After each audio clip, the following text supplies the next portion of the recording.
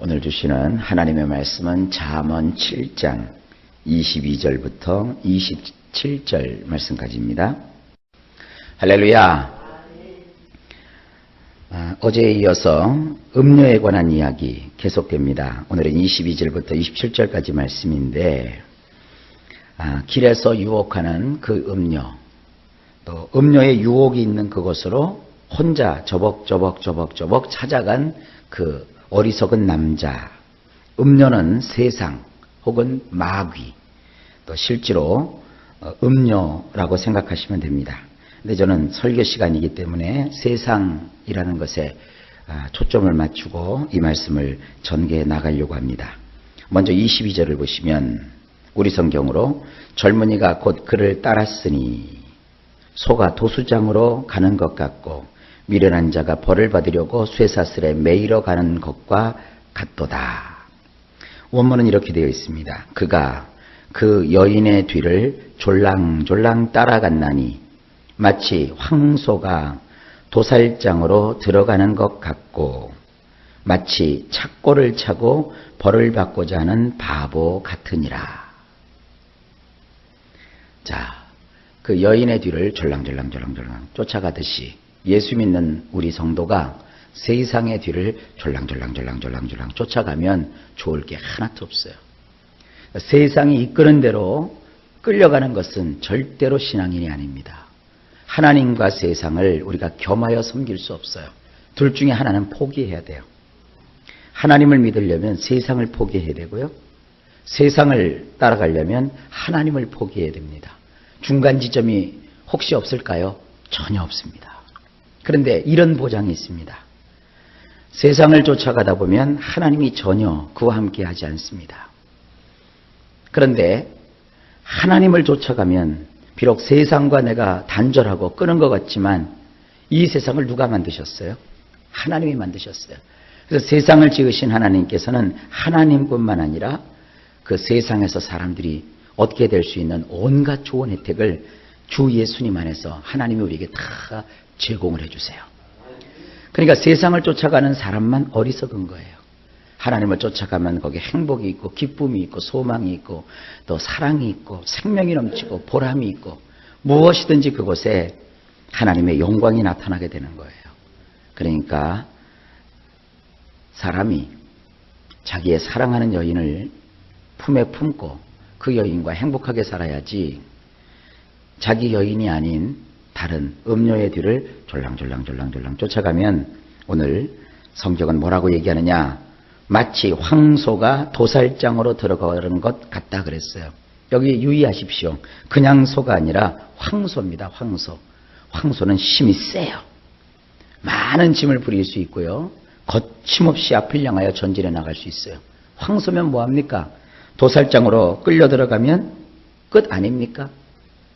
마치 우리가 세상을 향하여 나아가는 것은 아무리 힘이 많고 재능이 많다고 해도 그것은 어디까지나 황소의 힘일 뿐, 그 황소가 세상이라고 하는 도살장으로 끌려가 봤자 맞이하는 것은 죽음밖에 없는 것입니다. 그리고 마치 착고를 차고 벌을 받고자 하는 바보 같다 그랬어요. 이 착고라고 하는 걸 뭐냐면 손 혹은 발목에다가 차는 쇠스랑을 말합니다. 수갑을 말해요. 수갑. 그것을 차고 벌을 받고자 하는 바보 같아요. 우리 성경을 보면 마치 거기에 들어가서 벌을 받으려고 쇠사슬에 매이러 가는 것과 같다. 그렇게 되어 있는데 원문은 조금 더 강력하게 나와 있어요. 이미 그 음료의 유혹에 빠지게 되면 착고를 찬 거와 똑같은 거예요. 자, 형사가 나가서 범인을 잡았어요. 범인을 잡으면 범인의 이 손목에다가 수갑을 착 채운다고요. 그러니까 수갑 찬 죄인 형사가 끌고 가잖아요. 그래서 감옥에다가 집어넣지 않습니까? 똑같은 거예요. 겉으로 볼 때는 그 음료에 아주 그 이빨린 사탕 발린 그러한 유혹에 넘어가서 그를 쫓아가는 것은 뭐냐면 이미 수갑에 탁 채워진 범인과 같은 거예요. 그를 이제 끌고 나가서 뭘 하느냐? 물론 자기는 즐기며 쾌락을 누리며 또한 인생의 기쁨을 찾고자 하겠지만 그것은 어디까지나 그 사람 생각이고 벌을 받는 거예요. 그러니까 이 세상과 짝하시고 세상과 함께하는 것은 이미 벌 받으려고 작정한 것과 다를 바가 없습니다. 우리는 하나님을 선택하고 주님의 뜻대로 살아가는 자가 돼야지 세상의 달콤한 유혹으로 하나님을 저버리는 자가 절대로 되지 마시길 바랍니다. 이것이 지혜입니다. 23절입니다. 필경은 화살이 그 간을 뚫게 되리라. 새가 빨리 그물로 들어가되 그의 생명을 잃어버릴 줄을 알지 못함과 같으니라.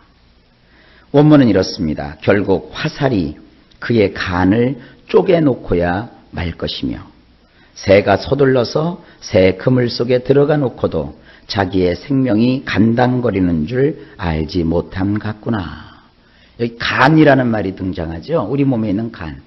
대개 이 간은 옛날 사람들은 뭐라고 생각했냐면 그 간이 인간의 어떠한 감정, 또 인간의 어떠한 애정, 뭐 이런 그 판단력, 이런 것들이 이 간에서 하는 것이라고 생각을 했어요.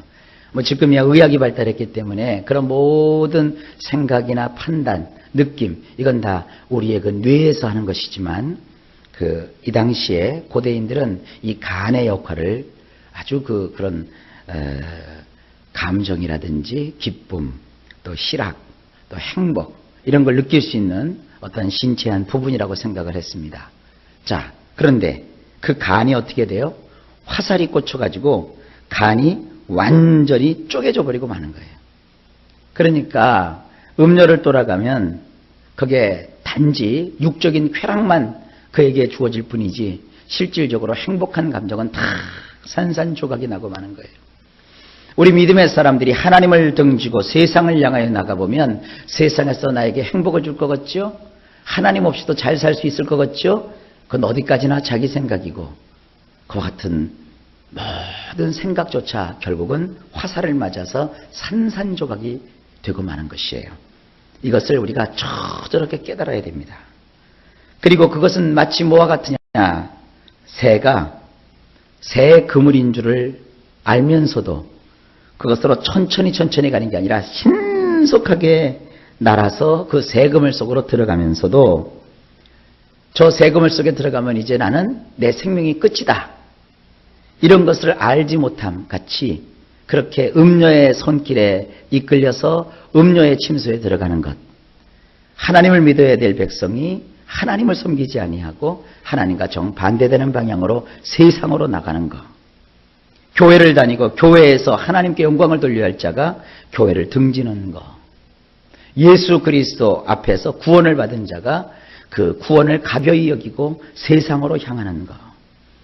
하나님께 사명을 맡은 자가 그 사명 감당하기가 힘들다고 그것을 다 떨쳐버리겠다고 이제 편안하게 좀 살아보겠다고 그런 생각을 가지고 그 사명의 자리에서 이탈하는 것. 그게 다 화살 맞아서 쪼개지는 간, 새 그물에 걸려서 생명을 잃어버리는 어리석은 새와 같다는 것입니다. 이걸 깨닫는 것이 뭐냐? 지혜입니다. 24절입니다. 이제 아들들아 내 말을 듣고 내 입의 말에 주의하라.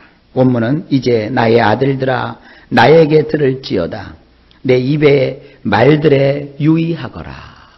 지금 하나님께서 하나님의 그 수많은 자녀들인 우리들에게 말씀하시는 거예요. 나에게 좀 들어라. 내 말 좀 들어봐라. 내가 하는 말 한마디 한마디에 좀 유념하거라. 이렇게 말씀하고 계시는 겁니다. 그러면서 이렇게 결론을 맺으십니다. 25절. 내 마음이 음녀의 길로 치우치지 말며 그 길에 미혹되지 말지어다. 원문은 이렇습니다. 내 마음을 그녀가 거는 수작들에 쏠리게 하지 말며 그녀가 이끄는 대로 끌려다니지 말거라. 유혹이라는 거 혹시 여러분 받아보셨는지요? 유혹은요, 옛날 시에 보면 달콤하다 그랬어요. 요즘 시에 보면 유혹은 솜사탕과 같다 그랬어요. 아주 달콤하대요. 유혹하는 사람이 그 상대방에게 와서 너는 못나니 코도 못생겼고 귀도 못생겼고 또 눈도 못생겼고 볼도 못생겼고 그래요? 유혹하는 자는 와서 비록 그가 코도 못생겼고 귀도 못생겼고 볼도 못생겼지만 유혹하는 자는 거짓의 명수라. 너의 눈이 아름답고 너의 볼이 참 탐스럽고 너의 귀가 참 예쁘고 너의 입술은 앵두 같구나. 막 이러면서 유혹하는 거 아니겠어요? 그러니까 자기 보고 칭찬해 주는데 야 나는 행복하구나. 세상에 나도 몰랐던 나를 이렇게 이야기해주고 나도 몰랐던 나를 이렇게 저가 칭찬해 주니 나는 감당할 길이 없다. 그래서 그 유혹을 쫓아가면 뭐라고요? 도살장에 끌려가는 황소고 이미 수갑을 차고 죽으려고 죽음 형장에 가는 그와 같은 어리석은 자와 같은 거예요.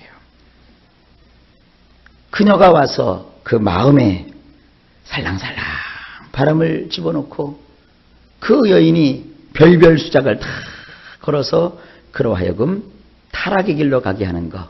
이게 바로 사탄이 쓰는 전법이에요. 세상이 우리에게 그렇게 유혹을 합니다. 야 그거 교회 다녀봤자 기도해봤자 돈이 나오냐 밥이 나오냐. 교회 열심히 다녀봤자 너 시간만 낭비하는 것이다. 인생만 허비하는 것이다. 야 내가 아는 어떤 사람도 너보다도 더 열심히 교회 다니다가 결국은 망했대더라. 그럼 세상을 나가면 행복할까요? 아니에요. 예수 믿고 예수 제대로 믿고 망한 사람 저는 여지껏 한 번도 못 봤어요. 믿노라 하면서도 자꾸 세상을 향하여 가고 믿노라 하면서도 자기의 직분을 망각하고 믿노라 하면서도 엉터리 같은 삶을 살았기 때문에 멸망하지 하나님 뜻대로 살아가고 늘 하나님 앞에 나와서 경건을 연습하고 기도하고 진심으로 충성하고 헌신하는 사람들 하나님께서 다 복을 주셔요. 당대에도 복을 주시고 자손에도 복을 주고 참 얼마나 하나님께서 그의 인생 속에 역사하는지 몰라요. 여러분 절대로 신앙생활하면서 세상의 유혹 앞에 굴하지 마십시오. 여러분 자녀를 위해서도 그렇습니다. 또 여러분 자신을 위해서도 그렇습니다. 하나님 앞에서 이렇게 잘 살아가십시오. 그녀가 이끄는 대로 끌려다니지 말라 그랬어요. 유혹이 이끄는 대로 끌려가면 안 돼요. 유혹이 이끄는 대로 여러분들이 빠져나가면 큰일 납니다. 온전히 신앙 안에 있어 주님께 머무르며 또 교회에서 충성하고 또 가정에서 헌신하며 하나님 기뻐하시는 일을 위해서 여러분들이 애쓰면 하나님께서 역사해 주십니다. 자, 26절입니다. 대저 그가 많은 사람을 상하여 엎드러지게 하였나니 그에게 죽은 자가 허다하니라. 원문은 이렇습니다. 왜냐하면 그녀로 인하여 상하고 망한 자가 엄청나게 많으며 세상에 상하기도 하고 망하기도 해요. 그리고 그녀로 인해 죽은 자의 수가 어마어마하니라. 그래요. 세상 쫓아가면 상해요. 심령이 상하고 생활이 상하고 결국은 망해요. 그렇게 되는 숫자가 엄청나게 많대요. 여러분 이거 잘 유의하십시오. 신앙을 가지고 제대로 사는 사람보다는 믿노라 하면서 엉망진창으로 사는 사람이 더 많아요. 이런 성경 말씀을 알기 때문에 한국의 기독교인 숫자가 몇 명이며 우리 교회 교인 숫자가 몇 명이다. 그 아무런 소용이 없어요. 교인이 1000명이면 뭐하고 10,000명이면 뭐하고 10만 명이면 뭐하고 100만 명이면 뭐예요. 그 가운데서 정말 주님의 뜻대로 살아가는 사람은 소수에 지나지 않습니다. 여러분 무리 가운데 이끌리지 마시고 소수의 하나님의 뜻대로 살아가는 자들이 꼭 되십시오. 믿으면서도 세상과 짝하고 세상과 통하는 사람은 하나님 앞에서 합당하지 않습니다. 세상을 따라가면 결국은 죽습니다. 그 수가 어마어마하다라는 거 아십시오. 27절 그의 집은 스올의 길이라 사망의 방으로 내려가느니라. 원문은 이렇습니다. 그녀의 집에는 스올로 가는 길들이 있으며 내실의 침소들은 사망으로 내려가는 곳이니라. 이 스올이라고 하는 것은 무덤을 뜻하는 거예요. 굳이 이것을 신약적인 의미로 번역을 하면 음부 혹은 지옥이라고도 할 수 있습니다. 좌우지간 이 성경의 어법상 이 스올이라고 하는 것은 무덤을 뜻합니다. 그녀의 집은 행복의 터전이 아니고 행복의 보금자리가 아니고 바로 그 집 자체가 뭐냐? 죽음으로 가는 지름길이에요. 그리고 그녀와 즐기기 위해서 마련된 그 침대는 그 침소는 바로 사망으로 내려가는 그런 곳이에요. 그러니까 이 세상과 짝하는 것이 얼마나 위태하고 나쁜 것인지를 성경을 통해서 우리가 볼 수 있습니다. 자, 여러분, 우리는 세상을 쫓아가지 마시고 하나님만을 의지하고 주님만을 따르시기를 바랍니다. 이것이 진정한 지혜입니다. 오늘도 일마다 때마다 주님의 평강이 여러분에게 넘치시기를 예수님의 이름으로 축복합니다.